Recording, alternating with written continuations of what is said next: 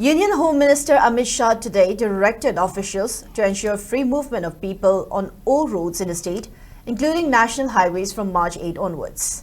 The Home Minister also warned of strict action against anyone trying to obstruct the national highways.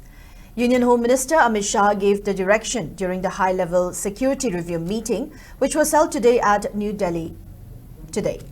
Manipur Governor Ajay Kumar Bhalla, Manipur Chief Secretary P.K. Singh, Security Advisor Kuldeep Singh, DGP Rajiv Singh, senior officers of Ministry of Home Affairs and other top officers of Army and paramilitary attended the meeting.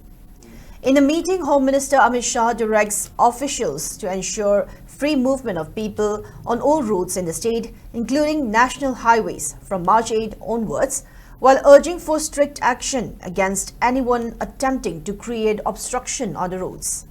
The Home Minister also urged to take strict action against extortion. Further, Amit Shah directed for early completion of fencing work on both sides of designated entry points along Indo-Myanmar border. He also called for dismantling of entire network that is involved in drug trade. It may be mentioned that today's meeting was the first since imposition of Prez'S rule in the state on February 13.